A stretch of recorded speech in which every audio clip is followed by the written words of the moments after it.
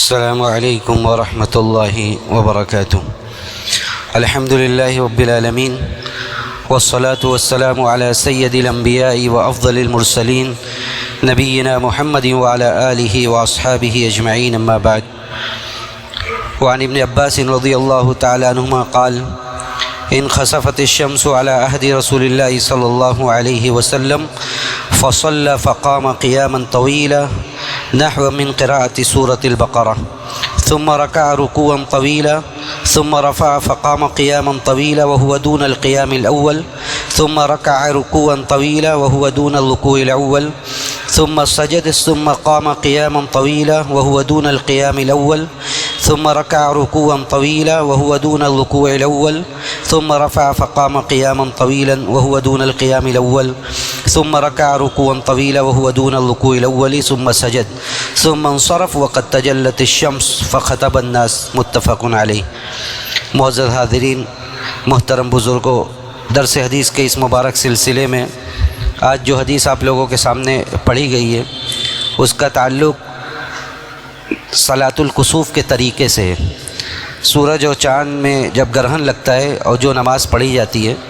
اس کے طریقے سے متعلق حضرت عبداللہ ابن عباس کی صحیحین کی روایت ہے. حضرت عبداللہ ابن عباس رضی اللہ تعالیٰ عنہما کہتے ہیں کہ اللہ کے رسول صلی اللہ علیہ وسلم کے زمانے میں سورج میں گرہن لگا، اللہ کے رسول صلی اللہ علیہ وسلم نے نماز پڑھائی اور بہت لمبا قیام کیا. اتنا لمبا قیام کیا کہ حضرت عبداللہ ابن عباس نے کہا کہ تقریباً سورہ بقرہ کے برابر آپ نے قرات کی قیام میں. پھر رکوع کیا اور بہت لمبا رکوع کیا. پھر آپ رکوع سے کھڑے ہوئے، آپ نے سر اٹھایا اور پھر بہت لمبا قیام کیا. اس کے بعد کہتے ہیں کہ وہو دون القیام الاول، حالانکہ وہ پہلے قیام سے مختصر تھا. پھر آپ نے بہت لمبا رکوع کیا حالانکہ وہ پہلے رکوع سے کم تھا. اس حدیث کے اتنے حصے سے یہ بات ثابت ہوئی کہ صلاۃ الکسوف میں، ابھی آگے بھی بات آ رہی ہے کہ صلاۃ الکسوف میں سورج اور چاند گرہن کی جو نماز پڑھی جائے گی، 2 رکعت پڑھنے میں یہ متفق علیہ مسئلہ ہے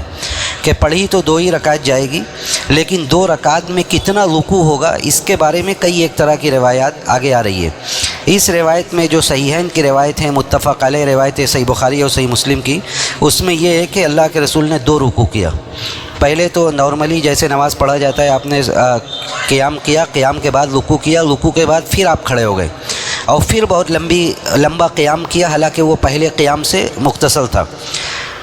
اس کے بعد پھر آپ نے سجدہ کیا، پھر کھڑے ہو گئے دوسری رکعت کے لیے اور پھر بہت لمبا قیام کیا حالانکہ وہ پہلے قیام سے مختصر تھا. یعنی ہر آنے والا قیام یا ہر آنے والا رکوع اپنے ماقبل سے مختصر تھا، کم تھا. اس کے بعد کہتے ہیں پھر آپ نے رکوع کیا، ثم رکع رکوعا طویلا وهو دون الرکوع الاول، حالانکہ وہ پہلے رکوع سے کم تھا. پھر آپ نے سجدہ کیا، پھر آپ پلٹے، یعنی پھر نماز ختم ہوئی اس حال میں کہ جو ہے گرہن ختم ہو چکا تھا. پھر آپ نے لوگوں کو خطبہ دیا، یعنی نماز کے بعد آپ نے خطبہ بھی دیا، اور یہ متفق علیہ حدیث ہے، الفاظ صحیح بخاری کے ہیں. اس کے بعد کہتے ہیں کہ صحیح مسلم کی ایک روایت میں یہ ہے کہ آپ نے نماز پڑھائی اور اس میں 2 رکعت میں آپ نے 8 رکوع کیا. اس کے بعد ایک اور حدیث میں اسی کے طرح ہے، ایک دوسری روایت میں حضرت جابر رضی اللہ تعالیٰ عنہ سے کہ اس میں ہے کہ 6 رکوع آپ نے کیا. تو یہ حدیث اس بات کی دلیل ہے کہ اللہ کے رسول صلی اللہ علیہ وسلم کے زمانے میں سورج گرہن اور چاند گرہن کی نماز کا اہتمام ہوا کرتا تھا، اور اس حدیث میں اس کا طریقہ بھی بیان کیا گیا. اور جیسا کہ میں نے ذکر کیا کہ اس پر اتفاق ہے کہ 2 رکعت پڑھی جائے گی، لیکن اس میں اختلاف ہے کہ کتنا رکوع ہوگا. راجح بات یہ ہے کہ ہر رکعت میں 2 رکوع ہوگا، جو کہ صحیحین کی روایت ہے. جو بعض روایات آپ کے سامنے ذکر کی گئی جس میں 2 سے زائد رکوع کا ذکر ہے، اس کے بارے میں علماء نے متعدد توجیحات کی ہے. بعض علماء نے یہ بات کہی کہ اللہ کے رسول کے زمانے میں 1 سے زیادہ مرتبہ گرہن کی نماز ہوئی ہے، 1 سے زیادہ مرتبہ گرہن کی نماز ہوئی ہے، اس لیے ممکن ہے کہ الگ الگ طریقے پر پڑھی گئی ہو. لیکن اس قول کو علماء نے راجح قرار نہیں دیا ہے، اور یہ کہا کہ یہ اکثر و بیشتر روایات میں اللہ کے رسول صلی اللہ علیہ وسلم کے صاحبزادے ابراہیم کی وفات کا ذکر ہے، اور ابراہیم کی وفات تو ایک ہی مرتبہ کا واقعہ ہے، تو اس لیے یہ کہنا بجا اور درست نہیں ہوگا کہ یہ کئی مرتبہ کا واقعہ ہے. بلکہ یہ کہنا ہی زیادہ درست ہے اور صحیح بات ہوگی کہ یہ واقعہ تو ایک ہی ہے۔ اب اس کے بعد جب واقعہ ایک ہی ہے تو اس کے بعد علماء نے راجح اور مرجوح کی بات کا تذکرہ کیا، اور کئی ایک علماء نے جیسا کہ علامہ ابن تیمیہ نے بھی یہ بات ذکر کی، امام احمد سے یہ بات منقول ہے کہ اسی طرح امام بخاری سے بھی یہ بات منقول ہے کہ یہ ایک رکعت میں 2 رکوع والی روایت ہی زیادہ صحیح ہے، اور وہ روایت صحیحین کی ہے، اس لیے اسی پر عمل بھی ہے، عام طور سے اسی پر عمل ہے کہ جو گرہن کی نماز پڑھی جائے گی وہ اسی طرح پڑھی جائے گی۔ اس کے بعد اس حدیث سے یہ بھی خبر لگتی ہے، یہ بھی پتہ چلتا ہے کہ کتنی لمبی نماز ہوتی تھی، کتنی لمبی نماز ہوتی تھی کہ قیام اول کے بارے میں یہ کہا گیا کہ سورہ بقرہ کے برابر قرات تھی۔ اچھا، اس لفظ سے بعض لوگوں نے یہ استدلال کیا کہ اللہ کے رسول کی قرات جہری نہیں تھی، زور سے نہیں پڑھتے تھے، اسی لیے حضرت عبداللہ ابن عباس نے کہا کہ سورہ بقرہ کے برابر قرات کی، تقریباً سورہ بقرہ کے بقدر قرات تھی، لیکن یہ بات درست نہیں ہے۔ اس سے پہلے صحیحین کی روایت، بخاری و مسلم کی روایت گزری ہے جس میں یہ کہ اللہ کے رسول نے زور سے قرات کی ہے، تو یہ ممکن ہے حضرت عبداللہ ابن عباس یہ بھول گئے ہوں کہ کون سی سورہ پڑھی گئی، لیکن انہوں نے یہ کہا کہ اتنی لمبی قرات تھی جتنے میں سورہ بقرہ پڑھ لیا جائے، تو اس میں یہی بات راجح اور مضبوط ہے کہ نماز میں قرات بالجہر ہوگی۔ اسی طرح اس حدیث سے یہ بھی پتہ چلا کہ اللہ کے رسول صلی اللہ علیہ وسلم نے نماز کے بعد خطبہ بھی دیا، جس میں ڈرایا لوگوں کو، اللہ کا خوف دلایا، اور اس کے بعد واعظ و نصیحت کی۔ بعض علماء یہ کہتے ہیں احناف کے یہاں کہ اس میں خطبہ نہیں ہے، لیکن یہ بات مرجوح ہے، اس لیے کہ حدیث کے ظاہر حدیث میں بالکل واضح ہے کہ اللہ کے رسول نے اس کے بعد خطبہ بھی دیا۔ وعن ابن عباس رضی اللہ تعالی عنہما قال ما حبت ریح قط الا جثى النبی صلی اللہ علیہ وسلم على رکبتیہ وقال اللہم اجعلها رحمہ ولا تجعلها عذابا۔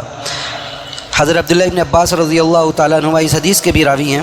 کہتے ہیں جب کبھی تیز ہوائیں چلنے لگتی تھی تو اللہ کے رسول صلی اللہ علیہ وسلم گھٹنے کے بل بیٹھ جاتے تھے، اور بیٹھ کر یہ دعا کرتے تھے کہ اللہ تو اس ہوا کو باعث رحمت بنا، نہ کہ باعث عذاب بنا۔ یہ حدیث سندن ضعیف ہے، اور اکثر علماء نے اسے سخت ضعیف قرار دیا ہے، حالانکہ اللہ کے رسول صلی اللہ علیہ وسلم کے دیکھیے کہ اس طرح کی جب قدرتی کوئی آفت آتی تھی تو اللہ کے رسول صلی اللہ علیہ وسلم کا طریقہ کار اسی طرح کا ہوا کرتا تھا۔ بارش کے تعلق سے بھی جب یہ سب روایات موجود ہے کہ اللہ کے رسول اندر جاتے باہر آتے جب ہوائیں زیادہ تیز چلنے لگتی، اور اسی بات کا خوف ہوتا کہ کہیں ایسا نہ ہو کہ یہ عذاب ہو، تو جب اس طرح کا معاملہ ہو تو آدمی دعائیں کرے، اللہ سے لو لگائے، نہ کہ ادھر ادھر اناپ شناپ حرکتیں کرے۔ اور صحیح روایت جو ثابت ہے کہ جب ہوائیں چلتی تھی تو اللہ کے رسول صلی اللہ علیہ وسلم جو دعا کرتے تھے وہ یہ دعا ہے کہ اللہم انی اسألک خیرہا وخیر ما فیہا وخیر ما ارسلت بہ واعوذ بک من شرہا وشر ما فیہا وشر ما ارسلت بہ۔ دعاؤں کے کتاب میں یہ حدیث موجود ہے، اس لیے اسے یاد کر لیا جائے۔ وعنہ انه صلى في زلزلة 6 ركعات و4 سجدات وقال هكذا صلاة الآيات۔ حضرت عبداللہ ابن عباس رضی اللہ تعالیٰ عنہ سے باب صلاة الکسوف کی آخری روایت منقول ہے، کہتے ہیں کہ اللہ کے رسول صلی اللہ علیہ وسلم کہ یہ صحابی ہی کہتے ہیں، ان کے بارے میں کہا جاتا ہے کہ انہوں نے زلزلہ کے وقت نماز پڑھائی، اور زلزلہ کے وقت نماز پڑھائی 2 رکعت، اور اس میں 6 رکوع کیا اور 4 سجدہ کیا، اور کہا کہ اسی طرح آیات کی نمازیں ہوتی ہیں، یعنی جب کوئی قدرتی آیات قدرتی نشانیاں ظاہر ہوں، آفت و مصیبت کا وقت ہو، قدرتی آفت و مصیبت کا، تو اس وقت اسی طرح نماز پڑھی جاتی ہے۔ امام شافعی نے حضرت علی بن ابی طالب رضی اللہ تعالیٰ عنہ سے بھی اسی کے مثل ذکر کیا۔ اس حدیث سے یہ بات کا علم ہوا، اس بات کی طرف اشارہ ملتا ہے کہ اس طرح کی کوئی آفت و مصیبت آئے، زلزلہ وغیرہ یا بہت زیادہ تیز ہوائیں وغیرہ چلے جس میں عذاب کا پہلو ہو، تو اس طرح کی نمازیں پڑھا گیا ہے، جیسا کہ حضرت عبداللہ ابن عباس سے اس حدیث میں ثابت ہے۔ اس حدیث کو لے کر اور اس حدیث کی صحت کو لے کر اس پر حکم لگانے کے تعلق سے چونکہ اختلاف ہے، اسی لیے اس مسئلے میں بھی علماء کا اختلاف ہے کہ جب اس طرح کی نشانیاں اور زلزلے وغیرہ آئے تو کیا نماز پڑھی جائے گی یا نہیں پڑھی جائے گی۔ بہت سے علماء اس بات کے قائل ہیں کہ نماز پڑھی جائے گی۔ علامہ عبید اللہ مبارک پوری رحمہ اللہ کے بات سے بھی یہی بات کا اشارہ ملتا ہے کہ نماز پڑھی جا سکتی ہے، لیکن نماز کی حیت خاص طور سے کس طرح نماز پڑھی جائے باجماعت، جس طرح صلاۃ الکسوف وغیرہ پڑھی جاتی ہے اس طرح پڑھی جائے یا انفرادی نماز پڑھی جائے، تو زیادہ تر علماء کی رائے یہ کہ نماز وغیرہ تو پڑھی جائے، چونکہ یہ مشکل کا وقت ہے، لیکن نماز باجماعت اور اس طرح گرہن کی نماز کی طرح کا نماز پڑھنا یہ ثابت نہیں ہے، یہ صرف ایک یہی حضرت عبداللہ ابن عباس رضی اللہ تعالیٰ عنہما کا عمل ہے۔ اس لیے علماء کی جماعت یہی کہتی ہے اکثر و بیشتر کہ نماز پڑھی جائے، انفرادی نماز، دعائیں کیا جائے، استغفار کیا جائے اور اللہ سے اس عذاب کے دور کرنے کی دعا کی جائے اور اس کے لیے اللہ سے لو لگایا جائے۔ ہم اللہ سبحانہ و تعالیٰ سے یہی دعا کرتے ہیں کہ اللہ رب العالمین ہمیں حدیث کو پڑھنے، اس کو سمجھنے اور اس پر عمل کرنے کی توفیق نصیب فرمائے۔ وصلی اللہ علی نبینا محمد وعلی آلہ واصحابہ اجمعین، والسلام علیکم ورحمۃ اللہ وبرکاتہ۔